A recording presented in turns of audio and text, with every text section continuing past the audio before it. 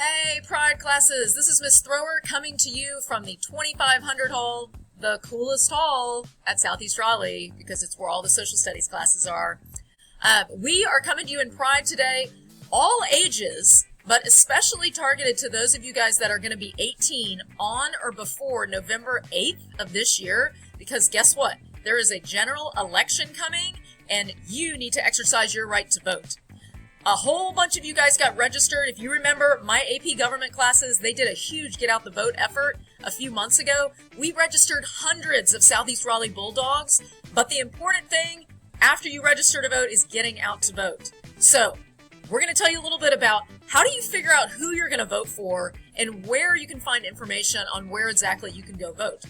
Also, incredibly important, elections are happening right now. There are primary elections that are going to be held on May 17th of this year. And if you're going to be 18 on or before November 8th of this year, you can vote in these primaries. So you might be asking, what exactly is a primary and why are they happening right now?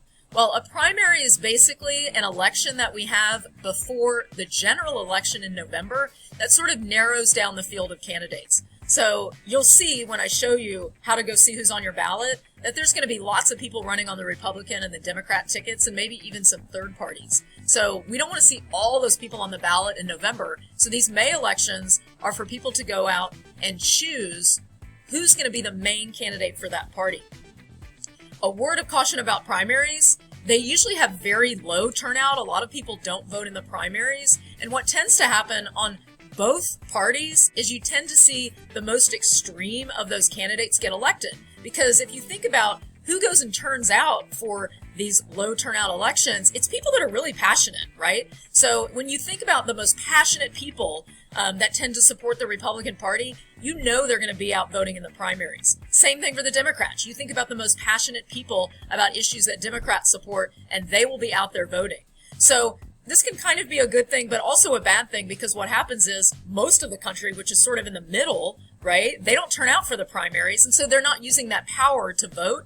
And so what happens a lot of times is you see people get chosen in the primaries that later on in November, people are kind of like, whoa, they seem a little extreme. So how do we correct for this? Get that voter turnout really high.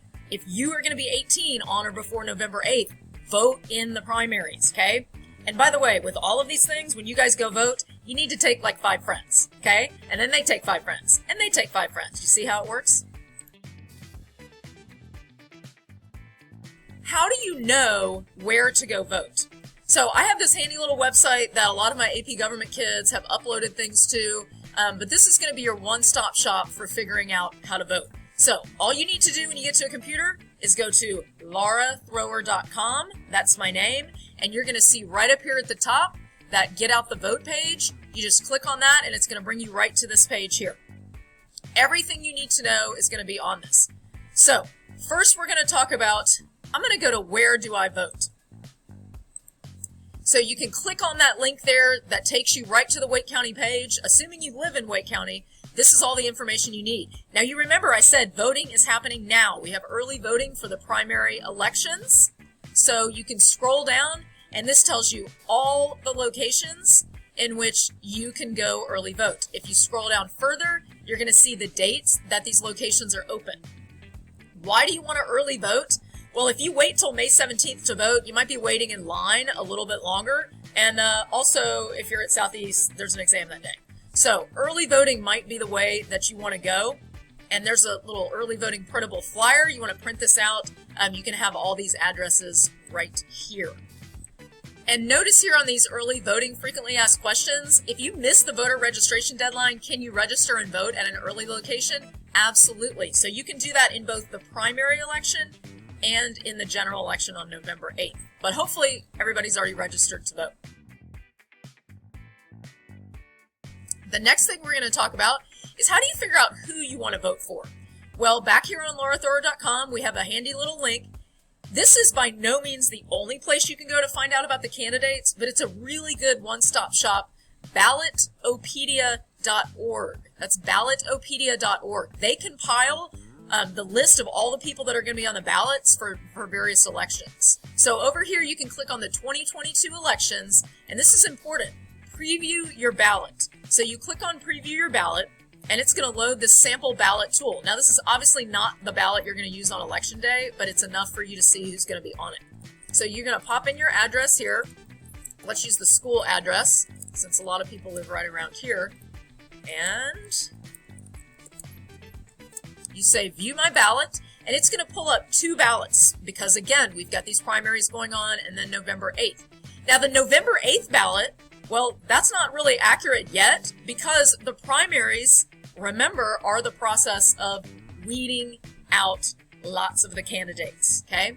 So we're going to go click on the May 17th ballot because that's where you guys are going to go vote first. And you can scroll down. You look at this under the United States House North Carolina districts for District 13, which is the Rock Quarry address. You're going to see all of these people on the ballot. Lots of Republicans, several Democrats. Again, that's the point of a primary. We're not going to have all these people on the ballot in November. So the winners will basically be the ones to advance. You also have for U.S. Senate, we have 1 Senate seat that's open for North Carolina. This is huge. We're in what's called a swing state. So a lot of people aren't really sure, is it going to be a Democrat or is it going to be a Republican? So every vote counts. So you can see there's lots of people here. Now, what do you do when you hone in on somebody? I'm going to show Cherry Beasley because she is currently polling through voter information a little bit higher than a lot of these people. So when you go to the website, most of these will give you a bio. Some aren't very complete. Some have a lot more information, but there's lots of links here. You can see Cherry Beasley had worked in the North Carolina Supreme Court. She's been on the regular courts. There's her education. The key, if you want to learn more, really, is go over here to the contact page, official websites, the campaign website. All of these will link in to more information about the candidates, okay? So that's what you can see there. Let's go back to some of our candidates here in the U.S. House District, okay? We're going to see a lot of people here. We can click on, let's look at a Republican. We got Bo Hines. Again, this tells you a biography about him, campaign website, all of this type of stuff, so you can research here as well. You can see Bo Hines.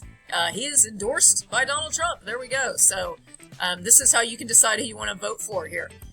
A lot of kids have asked, do I have to vote for a Democrat or Republican? Do I have to vote for all Democrats or all Republicans? Absolutely not. You can vote for a Republican here, a Democrat there. We also have third parties, and you can vote for third parties if you see people like that on the ballot. Of course, in our country, most of the time you're going to see Democrats and Republicans advancing to the top because those are the 2 major parties, and they're the ones that candidates have the biggest chance of getting elected.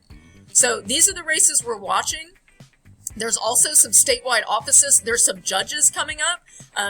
In North Carolina, we actually elect judges based on party as well. So you have all of that. So again, click on their names, go see stuff about them. We got sheriff's elections coming up, etc., etc. Okay? If you don't understand enough about like the Republican Party, the Democrat Party, well, there's an easy way to do that. You can just go to the Googles, and these are all basically, private parties. So you can say, for example, I want to see the Republican, I can spell, party platform. And you can do the same thing with the Democrat Party or any other third party. Find their legit website, and then you can go to that. And, of course, they'll have who we are, et cetera, et cetera. Platform is the term you're looking for. If you've had civic literacy, you know this term. The platform is a list of all their ideas. So you can always click around on here to see what all they do, okay? And who people they support, yada, yada. So, y'all, if this seems like a lot of words, reading, I know some of you guys are thinking, do I really have to do all this work? Yes, you do. We're in a democracy. Remember, these people are voted into office, whether they're in the judicial branch, the legislative branch, or the executive branch, at all levels of government. They make decisions about your lives. They write laws that could affect you. So, of course, you need to go and figure out, what do they believe in? What do they stand for? If you are part of NC District 2, which is a lot of people that are around the area here that go to Southeast, For the November election, you can also see an interview that I did with our current district House representative. So she works in Washington, D.C. in Congress. She answered questions from my AP government class. They had all sorts of great questions about climate change, reproductive rights, immigration questions, etc. And she gave us a really great interview that you can watch on laurathoreau.com if you want to know and learn more about her. If you listen to the interview and you say, I don't know if this is enough, I want to see somebody else, then go back to Ballotopedia, see who's running against her, maybe from another political party, and you can cast your ballot however you want. So look, democracy is not a spectator sport. So tag, you're it. Hopefully this website has given you lots of information. I'm going to take this recording and I'm going to post it on laurathoreau.com. That's meta. So if you want to go back and look at any of this, you can. And also, don't forget to scroll down to the bottom when you visit this page, because lots of Southeast Bulldogs have done some videos for us. We can go all the way back to last year, how to even register to vote. We got a great TikTok that one of my favorite students did, some lessons about ballots. We got Juan doing about why democracy is important. And hey, Makai, thanks for singing for us again. So you guys visit laurathoreau.com. All the information you need is there. If you're not yet going to be 18, hopefully you learned something so when you are 18, you know how to get out and exercise your power and the reasons why it's super important. If you have any questions, find one of my AP government students. They've been in my class all year since July, and they better be able to answer some of these questions for you. Or you can come by room 2504 if you want to get a voter registration form, or if you have any other questions you want to ask. Thanks so much for doing your part in democracy.